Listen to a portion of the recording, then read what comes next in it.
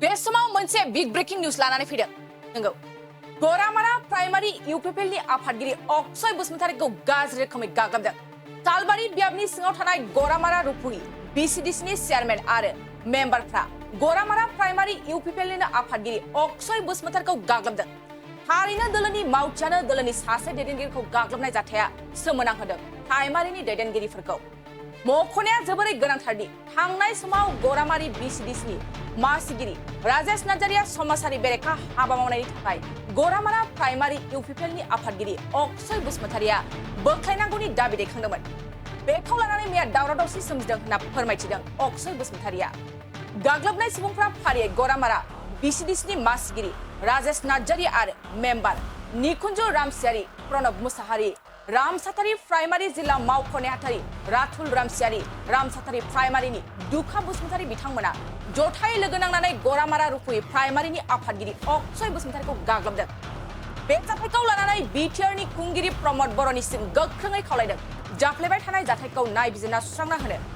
Akshay बसुमतारीया police बिफाननि सेराव एफआइआरबो थिसनबाय होनना खौरां मोनदों जोबोद दुखु गोनां जाथाय बियो माने ओरैबायदि जादों जिहेतु मोनसे एजेन्डा गैयै मोनसे लाइजाम जों मोनदों आरोखि बेयाव खुनु साबजेक्ट गैया ओमफ्राय बे मिटिंखौ आरोखि जोंनि डिस्ट्रिक्टनि आफादगिरि बिखन सार बिथाङा बेखौ केन्सेल खालामदोंमोन बिथांखौ माने पस्टपन खालामदों आरोखि दा बे पस्टपन खालामनायाव बिथांमोना माने जुजिबाय थादों ओमफ्राय बे मिटिंखौ पस्टपन खालामबाय दा मिटिंखौ खालामाबा मोजां जायो होननानै जों सुरेशजों रायज्लायनो थांदोंमोन आरोखि दा बेयाव मा जाहैबाय रायज्लायबाय थानाय समावनो सत्य बिथाङा जोंखौ बुंबाय नोंसोर साधारन प्राइमारि जाहैबाय आरो दा बे रायज्लायफैबाय थानाय समाव बिदि प्राइमारिखौ साधारन होननाय लोगो लोगोनो जोंनि माखासे प्राइमारिफोराबो दावराव जाफानायजों लोगोसे दान्थे बिदान्थे जानायजों लोगोसे आरोखि बेनिफ्राय आंखौ माने बै जिहेथु चेयारमेना जोंना ससियेल मिडिया मोनसे भाइरेल जानाय जिथु समाज बेरेखा हाबा मावनानै दा बे भाइरेल मावनायनि थाखाय आङो जोंनि UPPL नि संबिधान बायदियै बिथांखौ प्राइमारि कमिटिनिफ्राय जोङो एक्सपेल खालामदों बा बोख्लायनांगौ बेखौ जों दाबिखौ दैखांबाय थानायनिफ्रायनो आंखौ माने बिथांमोना नोजोर लाबाय थाखादों आरोखि ओमफ्राय सुबिदा मोनाखैमोन मैयायो बे मेलनि गेजेरजों आरोखि बिथांमोना आंखौ सुबिदा लानानै एटाक खालामदों आंनाव नै आखायाव इयाव दुखु मोनदों मेगनाव मोनदों नैबेयाव गाहामैनो थै गदों आंनाव मोजाङैनो आरो नैबे गोरनायावबो मोनदों नै थिग आंखौ बेबायदि माने गाग्लोबदों आरो बिथांमोना ओरैनो माजों बुनाय जादों बुनाया आंखौ सियारजों बुदों बिथांमोना आंथ' रायज्लायनोसो थांदोंमोन एक्सुवेलि जोंहा खुनु बुलायनांगौनि खुनु एजेन्डाबो गैखाया जोङो पार्टिखौ बोरै स्ट्रं खालामनांगौ बे सार्थनि सायाव जोङो अरायबो जोंहा सिन्था दङ आरो सिन्था खालामबाय थायो जों सावरायलायबायबो थायो जोंना सोलिबायानो थाखाय सावरायनाया बुनाया ओरैनो बबे दोलोनि ना UPPL नि बुनाया आंनि गरामारा प्राइमारिनि UPPL दोलोनिनो आंनि गरामारा प्राइमारिनि चेयारमेन राजेश नार्जारि बिथां आरो लोगोसे निकुंज रामसियारि बिथां आरो लोगोसे गब्दा प्रणब होनना बुङो बिथांखौ बिथां आरो लोगोसे लेस्रानि दुखा आरो हुदुगाटानि राथुल रामसियारि दा बिथांमोना रायलायखादो जानांगौ नङाबा अकस्मातनो बिदिथ' एटाक खालामनो गोनां गैयामोन आरो जों बेयाव बुलायनोबा माबा मोनसे बिदि थासारि खालामनो जोंहा खुनु सिन्थाबो गैयामोन दा जों होनदोंमोन जे मिटिङा माबा मोनसे दावराव जानो हागौ जिहेथु प्राइमारिफोरा रावबो बे बुस्थुखौ मिथिया एजेन्डाखौ मिथिया दा मिटिंखौ पस्टपन खालामदोंसो पस्टपन जानांगौ दा बेखौ रायलायबाय थानाय समाव बिथांमोना थारमाने आंखौ फैनाय एटाक खालामदों आरोखि आफादगिरि सायख'नाय आं बेखौथ' होनबाय खुनु एजेन्डा बे मिटिंनि सायाव आरोखि खुनु एजेन्डा गैयामोन जोंबो मिथिखायामोन डिक्लार होगोन बा होगोन बेयो मोनसे लाइजामाव थानांगौमोन मोनसे साबजेक्ट हिसाबै थानांगौमोन बा एजेन्डाया थानांगौमोन दा बे एजेन्डाया गैखाया आरोखि माने जों मिटिंखौ केन्सेल खालामजानो लुबैदोंमोन आरो लोगोसे मैया जिथु डिक्लार होनाय जोंना माधब सेट्रि सार आरो लोगोसे इनचार्ज राजु नार्जारि आरो मन्टु सारबो फैदोंमोन दा बेवहाय प्राइमारिफोरा गोजोननाय गैखाया आं मेलावबो बुंदोंमोन दावराव जाखांनायनि उनाव आं मेलावबो बुंदोंमोन जे सारमोना प्राइमारिफोराव सोंनो हायो गोजोननाय दं नामा होननानै दा प्राइमारिफोरा होना दोनखानाय दं अलरेडि रेजुलेसनफोरखौ होना दोनखानाय दं मोनफ्रोमबो प्राइमारि होखादों आरोखि प्राइमारिया सोरखौ लानानै सोलियोबा गाबोनो स्ट्रं जागोन सालबारि समस्तिया दा बेखौ लानानै जोङो होना दोनखानाय दंमोन दा बिनि उसिलायै दा गुबुना फैदो बेयाव जोंहा गोजोननाय गैखाया आरोखि आरो प्रेसिडेन्टखौ दा खनिन सरगियारि नामा बिथांखौ होदो खिन्थु बेयाव जोंहा खुनु मानथि गैया आरोखि दा संबिधान मथे थाङोबा दा लिगेल हिसाबै खामानिखौ मावनो नांगौ जोंहा बेयाव गोजोननाय दङ दा प्राइमारिया दा जों ओरैबायदि जाबाय थायो दा ग्रुप लेभेलाव जोङो प्राय मोनफ्रोमबो प्राइमारि हाबनो गोनां जायो दा मोनफ्रोमबो प्राइमारि हाबनो गोनां जायो दा जोंना चेयारमेना घरामारा प्राइमारि हिसाबै चेयारमेना ससियेल मिडियायाव समाज बेरेखा हाबा मावनानै बिथाङा भाइरेल जानानै दङ बिथांखौथ' साफ्रोमबो भटार्सफोरा आरोखि जोंनि UPPL सापर्टार जाय भटार्सफोरा आरोखि बिथांखौ दानजानायखौ लुबैदों बोख्लायजानायखौ लुबैदों आरो लोगोसेयैनो जोंनि रुपहि जिहेथु फरायसा आफाद दखरा फरायसा आफाद बिथांमोनाबो मावनायखौ जिहेथु मोजां मोनाखै दा बेखायनो बिथांमोन बाथ्रायानो एरै जादों आरोखि दाननो हायैनि जाहोना जाहैबाय जिहेथु जोंनियाव ब्लक प्रेसिडेन्टआ गैया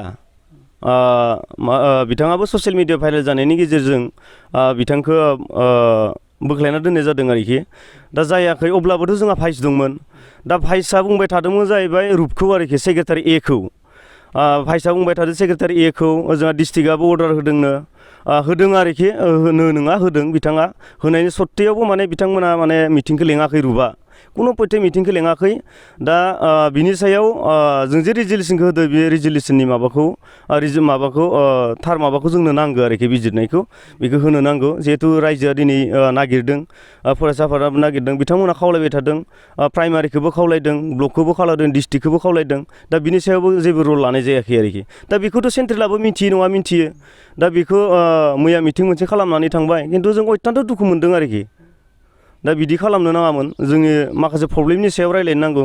जे प्राइमारिया दिनै बोरै थांनानै दं बा थांनानै गैया मा खालामनानै दं मा खालामनानै गैया दा बोरै हमथानानै लाखिदों माखासे जाहोनफोरा जोंनाव दङ जों बुंथ'वाखै आरो माखासेखौ बुंनो होननानै आं सानथ'वाखै आरोखि जोङो सालबारि समस्ति हिसाबै जों 10थानि गेजेराव मोनसे प्राइमारिया माने बिथांमोना खेलिमेलियाव दङ बिथांमोना मोनसे एसे उसुबिदायाव दं आं उसुबिदाखौ खोन्थाथ'वा बिथांमोना एसे फैसा बायदिसिना माबानि थाखाय एसे उसुबिदा जाना थानायनि थाखाय बिथांमोना जोंजों एसे माबा फैनो हायाखै दा जोंजों नटाया आरोखि जोंजों फुरा थिगैनो दङ दा बिथांमोनाबो सावरायदो जोंजों मोजां गाज्रिखौ जोंजों सावरायबाय दं बे अत्यन्त दुखु गोनां जादों ओरै आरो नोंसोरनि मथे माने गोदान प्राइमारिखौ बेलेग होनांगौ आरो ना ब्लकखौ जोंनो प्राइमारिफोरा जेखौ रिजलिउसनाव जों जेखौ फथायदोंमोन होमबा जेनेबा मेम'रियाव जों जेखौ फथायदों बे जानांगौ आरोखि दा राइटिं बेडनि सनमानखौ जों मोननांगौ होमबा सालबारि ब्लकनि आफादगिरिखौ नोंथांमोना गोजोननाय गैया आरो नामा बेखौ मोनफ्रोमबो प्राइमारिया बेखौ गनाया दा दिनै घरामारानि अकसय बसुमतारी आफादगिरि बिथाङाल' गनाया बे नङा मोनफ्रोमबो प्राइमारिया बेखौ गनाया आरोखि जोनोम सान आरो गुबुन गुबुन गाब गोनां बुब्लिफोराव खुगा गोदै खालामनो जों लुबैयो केक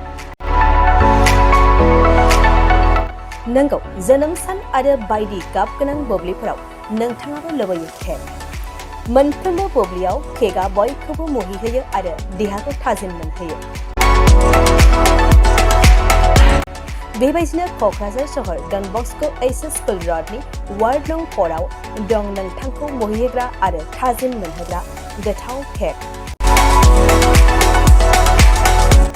गोथार जोनोम सान फालिनाय बायदि गाब गोनां बुब्लिफोराव खुगा गोदै खालामनो नोंथाङा लांफैनो हागोन क'क्राझारनि बेकारि एन्ड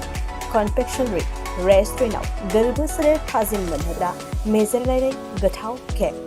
बे गोथाव मेजेरनां केकखौ जानो लुबैदोंब्ला थोंजोङै मख'नाय थंआव थांनाबो लायनो हागोन आरो बिथांमोननि होखानाय 767601351888